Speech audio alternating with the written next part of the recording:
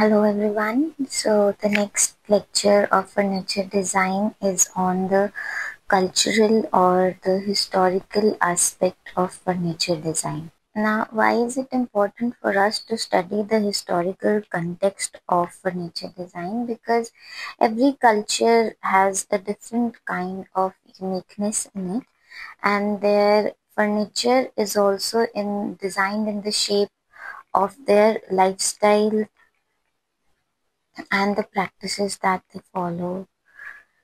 So basically, the culture is important because each era and each region had its own style of creating the furniture. They also had different kind of availability of materials in their areas.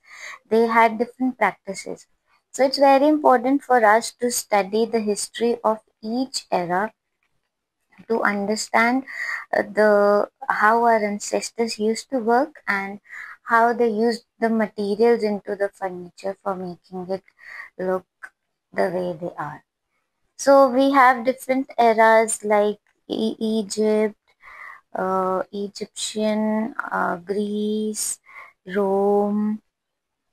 Then we have Chinese, Japanese, African, Indian. So all of these areas globally had different kind of architectural styles and hence different kind of furniture styles. So let's start with ancient Egypt first. About Egypt, we already know that it was one of the earliest civilizations and it was built along the river Nile. So you also might know that they believed in life after death. That is why most of their architecture and even the furniture is influenced from their rituals and from their beliefs. So their furnitures are functional as well as ritualistic. One more thing, in their culture, they used to have hierarchy of humans. Like on the top was the emperor called Pharaoh, then they had magistrates, they had royals, then they had servants, peasants were up from the servants, then at last they had servants. So this region think of hierarchy in human race. So I'm telling you this because the furniture is also designed in such a way that there is a chair which is meant only for the royals, and then there are stools which are meant for the servants. So yeah, it obviously that's why we say that the lifestyle or the practices of a particular culture represents their furniture. So let's start with the first furniture of Egyptian style, which is called throne chair. Now, like the name suggests, throne chair is meant for tombs and powerful and higher dignitaries. The specific feature about the throne chair was it had a normal base, but then the backrest was typically higher than a normal chair, and then this thing was heavily adorned and decorated with floral and geometrical patterns. They had these pinnacles or pointy ends so that it gives you a look like a throne. Then they had several geometrical patterns laid inside this area, geometrical patterns and somewhat floral patterns. And then this portion of your chair also used to had floral patterns. So what were the major features of this throne chair? First, it was very highly backed, and even if you know the height of the people in Egypt, that was also very high. So even the pharaohs, the magistrates, the warriors, all of them were they had good height. So the higher backrest of a chair also represents that. So it was highly backed, it was richly decorated or carved.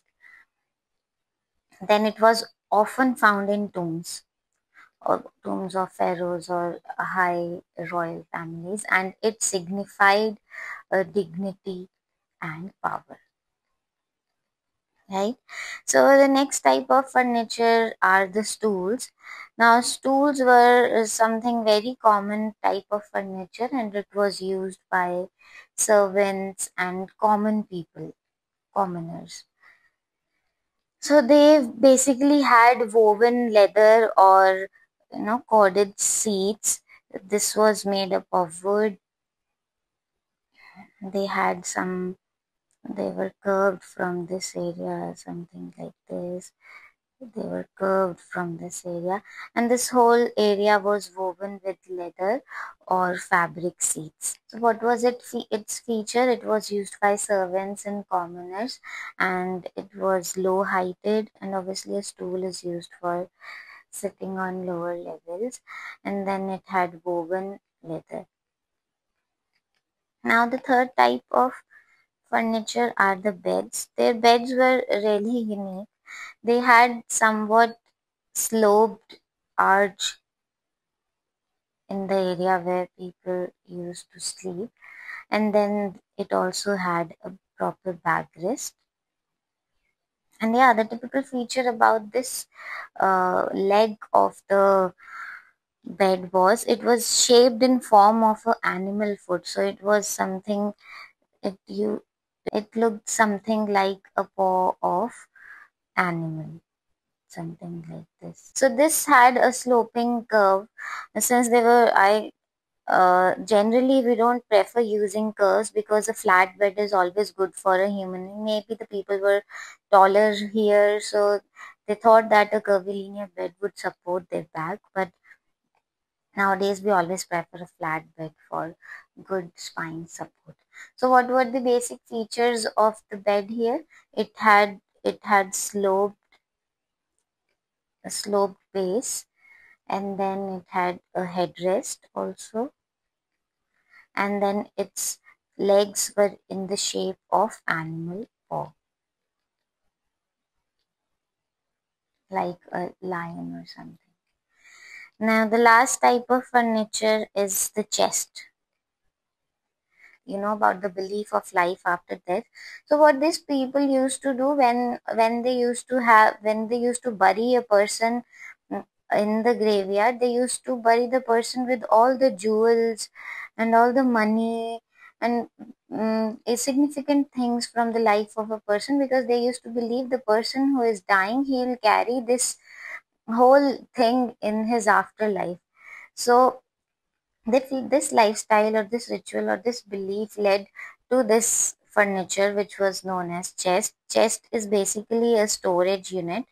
It was rectangular in shape, and this chest was covered with this curvilinear top. Now, what was the feature of this chest? It was, first of all, it was used for storage. Then it was basically painted with very nice floral patterns, and a complete geometrical pattern band used to run on all the edges of the chest.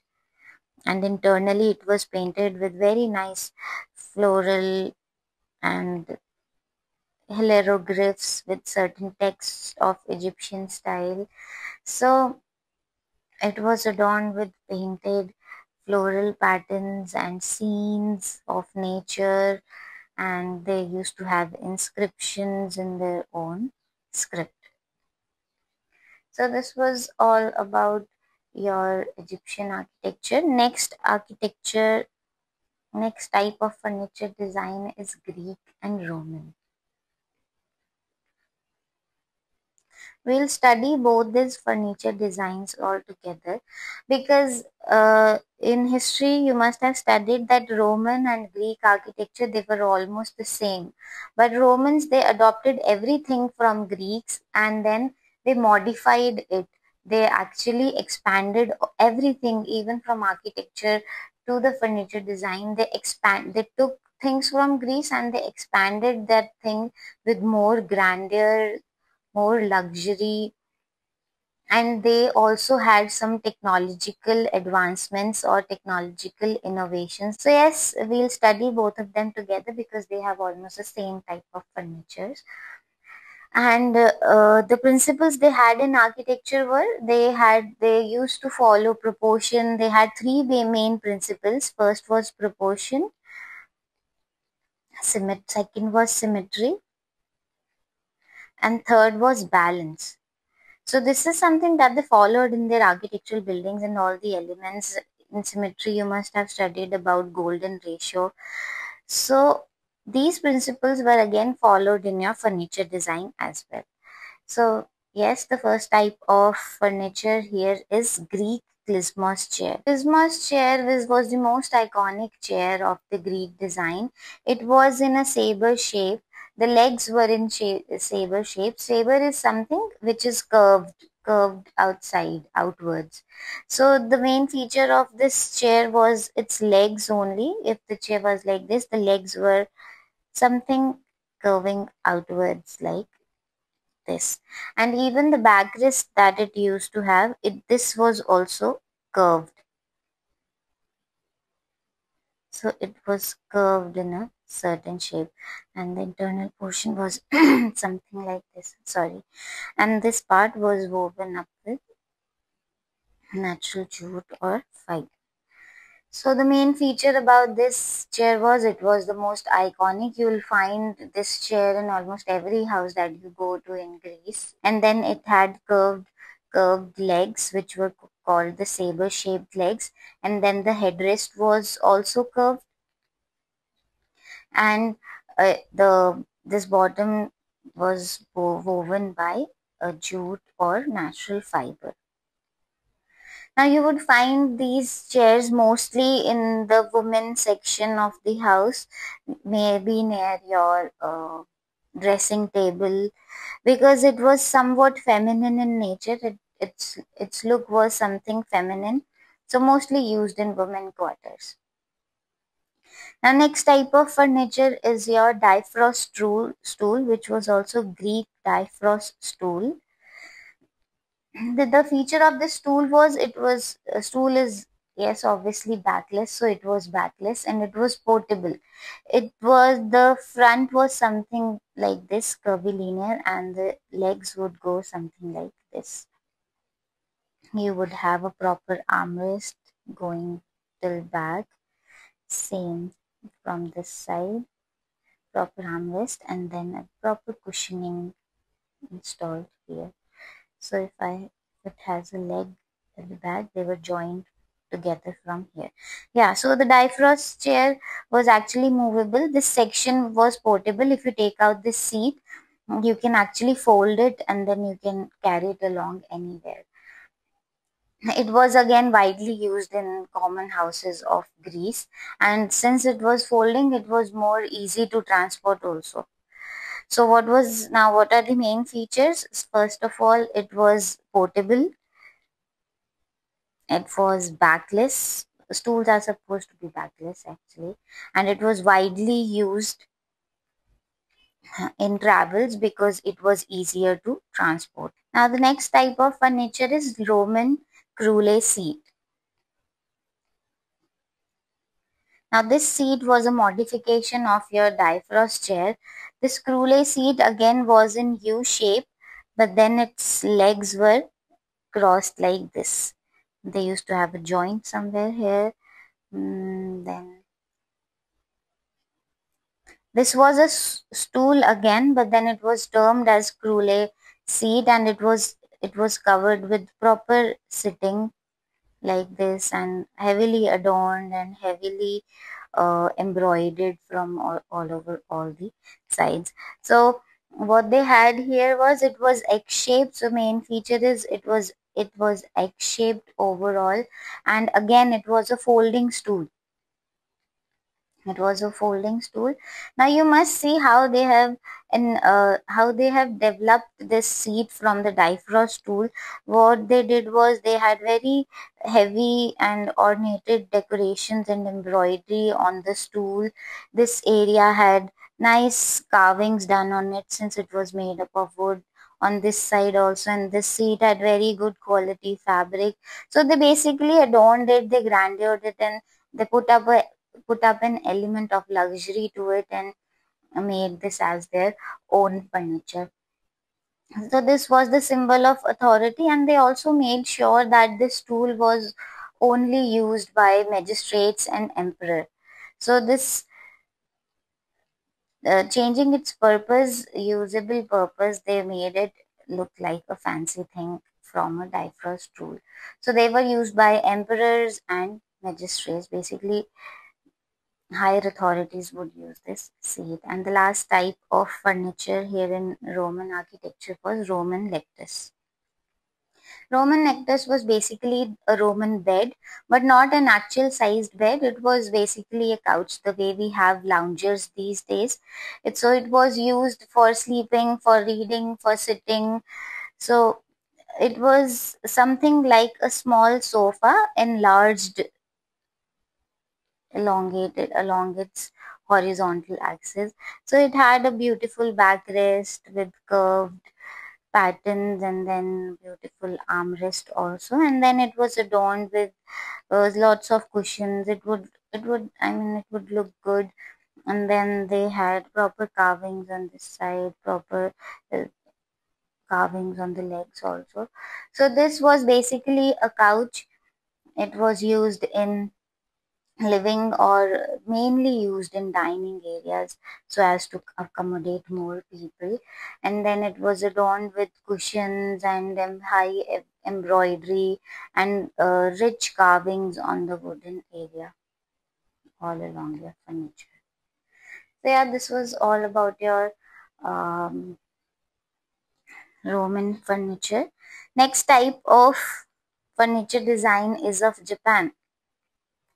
Japanese furniture style.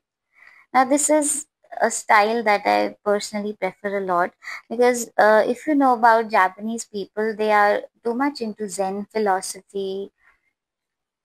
They are too much into Zen Buddhism. So, if you know about Japanese, they are very close to nature, and they would exercise. They have very good lifestyle. Everything relates to nature. If you might have heard about Ikigai.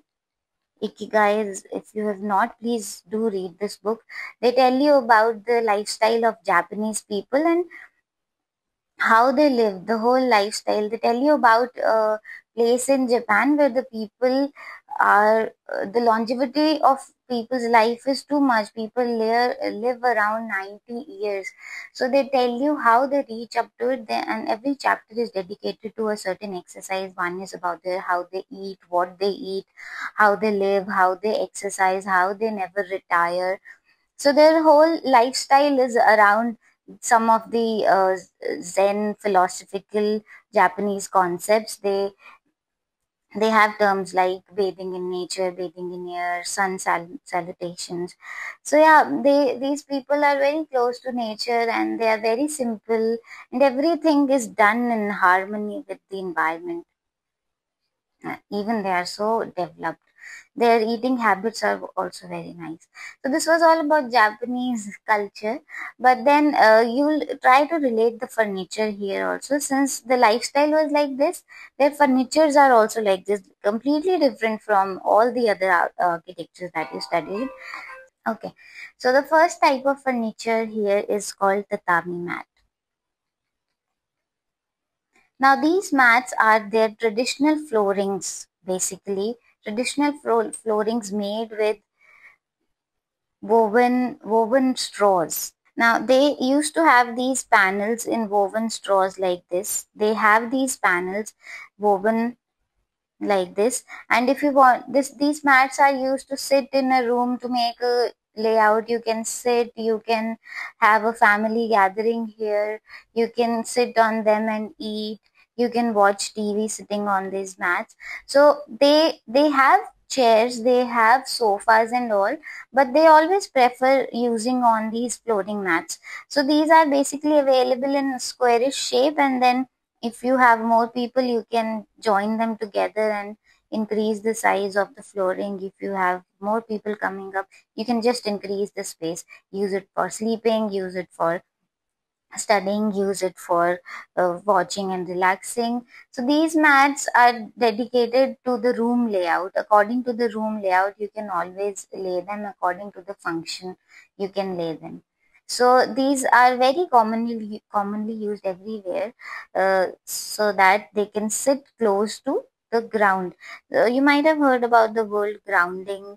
Nowadays people are buying grounding mats, so this helps you connect to the earth, so that all your negative vibrations, or maybe all the vibrations you get from the radiations you get from here and there from appliances, it goes to the earth.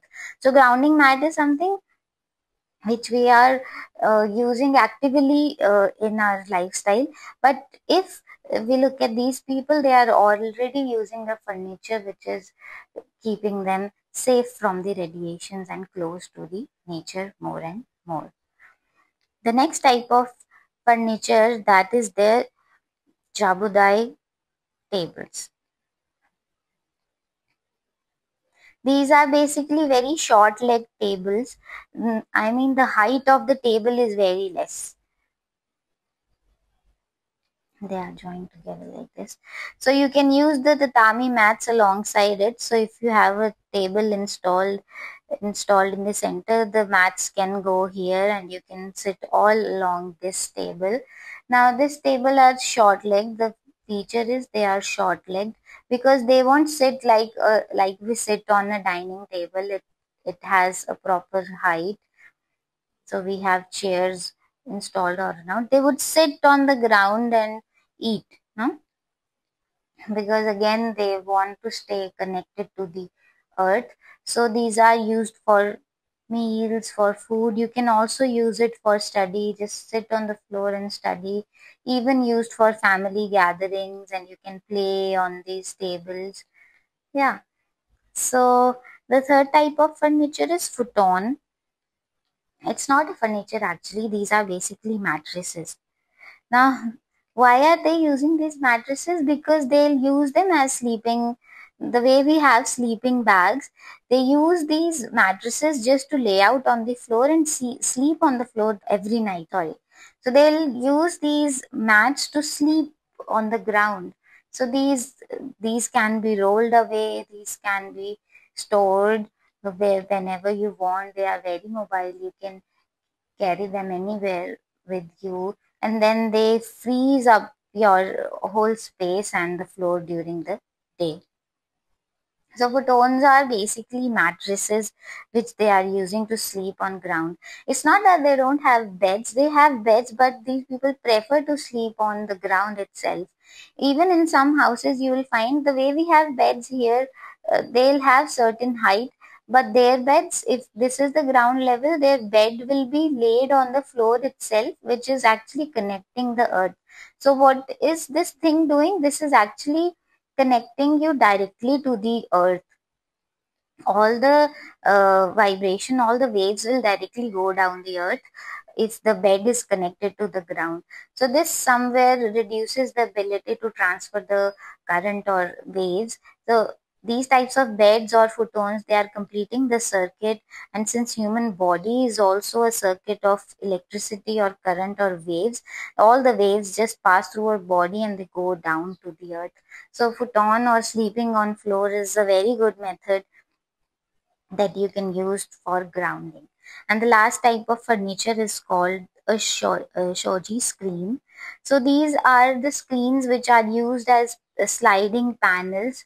They are made up of wooden grids, and you can just place them to divide your space to divide your space into two. They are like partition screens, and they are woven up with wood. And the if you have the panels in wood, the internal is actually filled with rice paper. So again, the materials are again natural materials, and they are biodegradable, and they are close to nature.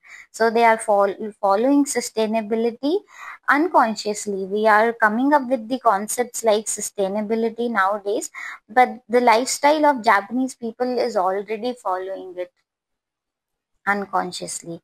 So yeah, these were the major types of furniture that they had in Japan. Now the last type is the Indian furniture. Indian furniture is mostly, influenced by the heritage and mostly about Mughals and colonial architecture, because these were the times which influenced in which the architecture of India boomed mostly, and the Indian local artists were given priority, and they would pass all the features to generations and generations.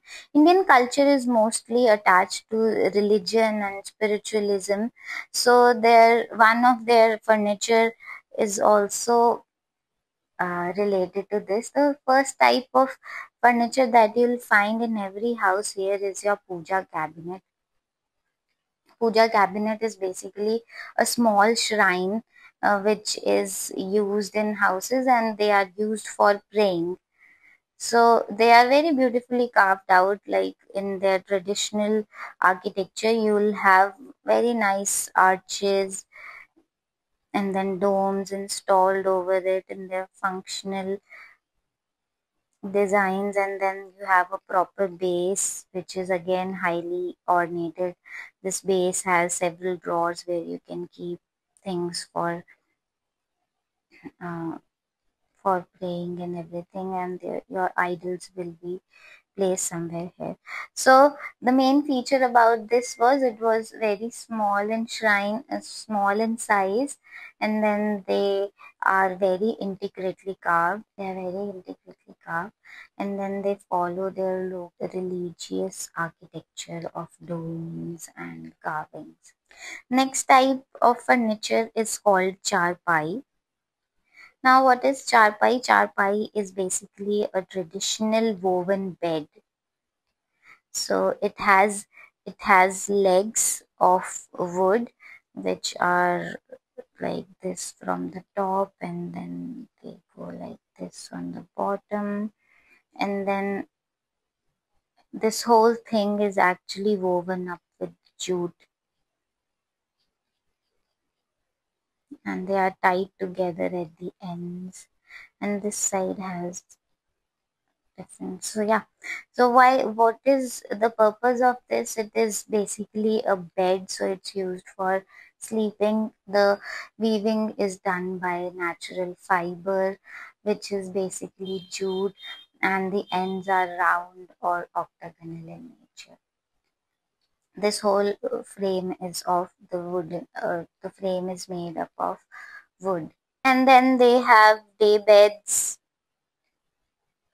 and coffee tables, which are very common, not something very different. The day beds are actually a kind of lounger, again used to place near windows or uh, glass doors, and this is used for sleeping or reading like a couch. But the main feature about this was it was very heavily carved, all jali work here, and then beautiful patterns over here, again jali work, and then carving and carving. Even this portion is carved out nicely, and so much carving done in wood.